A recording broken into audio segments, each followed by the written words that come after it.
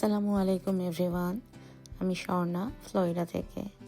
সবার ভালো থাকার শুভকামনা নিয়ে শুরু করছি আমার আজকের ব্লগটি। তা আজকে ছিল রবিবার, সকাল সকাল হঠাৎ প্ল্যানেই আমরা চলে গিয়েছিলাম পিঠা পার্টিতে। এটা ছিল ডিল্যান্ডে, আমি থাকি স্যানফোর্ডে। স্যানফোর্ড থেকে ডিল্যান্ড 30 মিনিটের ড্রাইভ। তো প্রথমেই এখানে হচ্ছে পিঠার আয়োজন, বিভিন্ন রকমের পিঠা এসেছিল, দেখতে খুব ভালো লাগছিল। এখানে পিঠাগুলো আসলে প্রথম যখন আমি ইউএসএতে আসি তখন পিঠা পার্টিতে যখন যাওয়ার পর তখন বুঝতে পারি যে আসলে পিঠা পার্টিতে শুধু মজার পিঠা আনলেই হয় না, পিঠার সাথে এটার ডেকোরেশনটাও অনেক ইম্পর্টেন্ট। তো আপনারা এখানে দেখতেই পাচ্ছেন অনেক সুন্দর সুন্দর ডেকোরেট করা পিঠা এসেছে, বিভিন্ন থিমের পিঠা এসেছে। তো এবার দেখলাম বিভিন্ন রকমের নকশি পিঠাই বেশি এসেছে। আর নকশি পিঠা আমি বানাতে পারি না, আমার কাছে এটা খুবই ট্রিকি মনে হয়।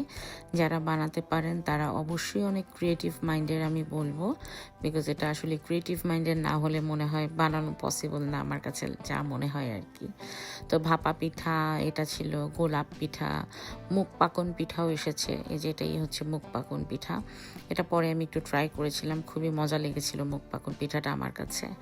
আর আমরা যেতে যেতে অনেকটাই লেট ছিলাম, তাই খাওয়া দাওয়া অলমোস্ট শেষের দিকেই ছিল। তারপরও যখনই গিয়েই আসলে তাড়াহুড়ি করে প্রথমেই খেতে বসে গিয়েছিলাম।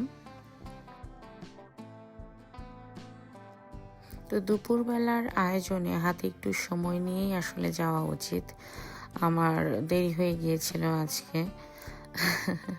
চেষ্টা করি আসলে, তারপরও কিভাবে যেন পেরে উঠি না।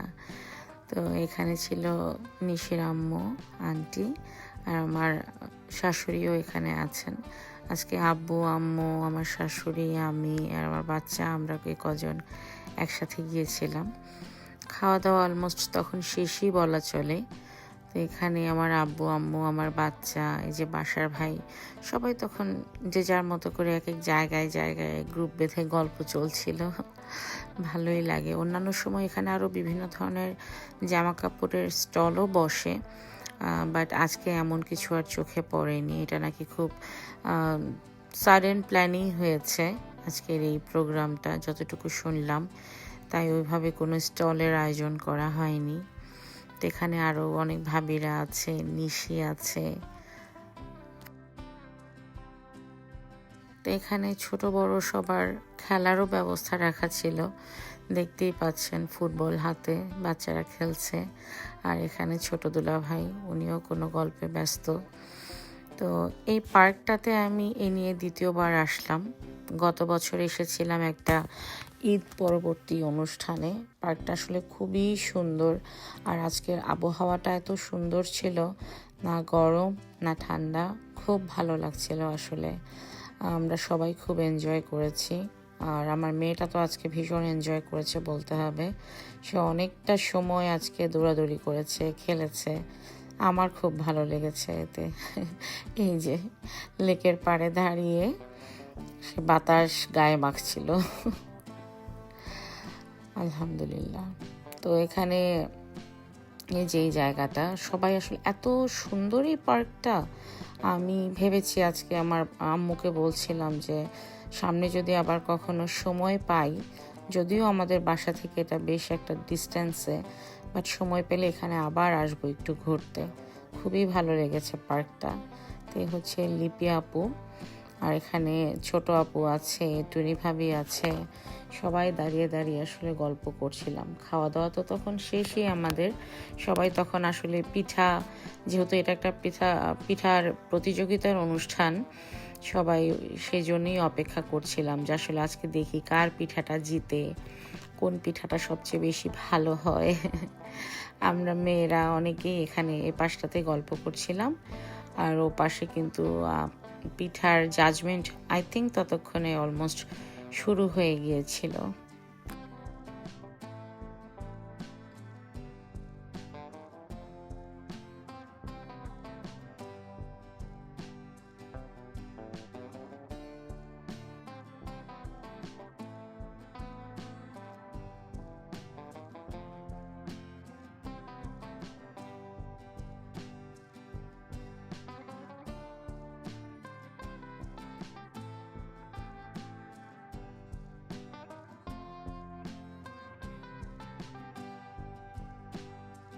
তো এই তো এখানে জাজ হিসেবে দেখছি ছোট দুলা ভাইও এখানে আছে, আরও ছিলেন দুজন ভাইয়া। এখানে আসলে যেটা বুঝলাম, যারা পিঠা নিয়ে এসেছে তারা ছাড়া তাদের সাথে সম্পৃক্ত নয় এমন মানুষরাই আসলে পিঠা জাজ করছিল, যাতে করে পুরো বিষয়টা অনেক বেশি ফেয়ার থাকে এবং কারো মনে যেন কোনো সন্দেহ না থাকে যে এখানে কোনো ধরনের কোনো কিছু 19-20 হয়েছে।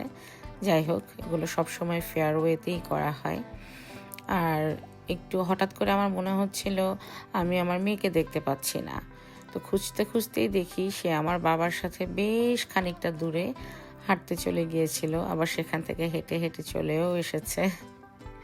তা আমার আব্বু বলছিল যে আজকে ইলমা অনেক দৌড়াদৌড়ি করেছে, ওই পাশে মনে হয় কেউ ফুটবল নিয়ে খেলছিল। আমার মেয়ে দৌড়ে, আমরা কেউ না দেখলেও ও কিভাবে যেন ঠিকই দেখে ফেলে কার হাতে বল আছে, আর বল দেখলে আর কোনো রক্ষা নেই আমার মেয়ের, তার ওই বলটা চাই। তো আমার আব্বু আম্মু এখানে থাকাতে আমি অনেকটা নিশ্চিন্তে থাকতে পারি আমার মেয়েকে নিয়ে। কোথাও গেলে আমাকে অতটা কি আমি বলবো, আমাকে কোনো টেনশনই নিতে হয় না। খাওয়া দাওয়া করতে পারি, একটু সময় নিয়ে একটু ঘুরতে পারি, সবার সাথে একটু সময় কাটাতে পারি। তো এইখানেই তো খাওয়া দাওয়া শেষ করে, গল্প গুজবও শেষ করে এখন সবাই পিঠা খাওয়ার পালা। তো পিঠা অলরেডি জাজ করা হয়ে গেছে, এরপর সবাইকে লাইনে ধরেই আসলে পিঠা দেয়া হয়েছে। একদম। তো সবাইকে পিঠা দেওয়ার পর এখানে বিজয়ীদের নাম ঘোষণার পালা। এই অংশটুকু আমি আনমিউট রেখেছি যাতে করে বোঝা যায় কারা কারা বিজয়ী হলো। 10 নম্বর পুরস্কার যিনি উইন করছেন, 9 কন্টেস্টেন্ট, নাম হলো সুমি ভাবি বেরি।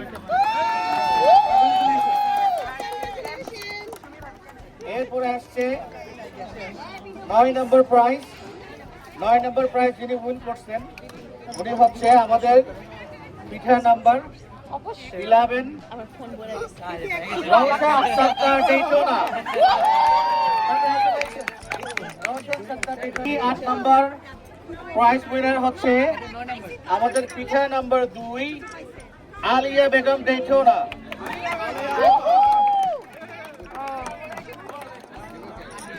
আমাদের 7 নম্বর প্রাইজ। 7 নম্বর প্রাইজ যিনি উইন করছেন উনি হলেন আমাদের পিঠা নাম্বার 18। 18 তুলেছি। 6 প্রাইজ যিনি উইন করছেন উনি হলেন আমাদের পিঠা নাম্বার 4। পিঠা নাম্বার 4 আইরিন সুলতানা ডেইটনা। আইরিন সুলতানা ডেইটনা, কংগ্রাচুলেশন। হ্যাঁ, ঠিক আছে। পিঠা নাম্বার 15 লিপি ভাবি। পিঠা নাম্বার 3 রেখা ফুড অরেঞ্জ। এইদিকে তাকাও। Thank you.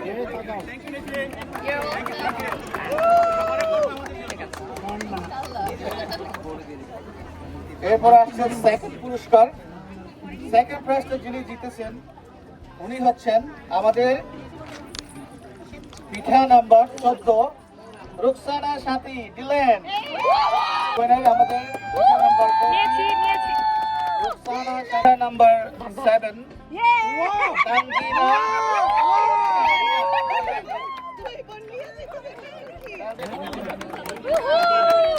সবাইকে অসংখ্য ধন্যবাদ। তো এই হলো আমাদের আজকের পিঠা প্রতিযোগিতার দুজন বিজয়ী, প্রথম এবং দ্বিতীয় অধিকার, এবং তারা 2 বোন। ইন্টারেস্টিং না ব্যাপারটা? এটা খুব মজা লেগেছে আমার কাছে। প্রতিযোগিতার সর্বোচ্চ 2টো পুরস্কারই একই ঘরে গিয়েছে। তা আজকের এই ভ্লগে আমি দেখানোর চেষ্টা করেছি আমরা যারা দেশের বাইরে থাকি তারা কিভাবে আমাদের দেশীয় ঐতিহ্যকে ধরে রাখার জন্য এ ধরনের দেশীয় প্রোগ্রামগুলো সেলিব্রেট করে থাকি। এটা আসলেই খুবই ভালো লাগে আমার কাছে।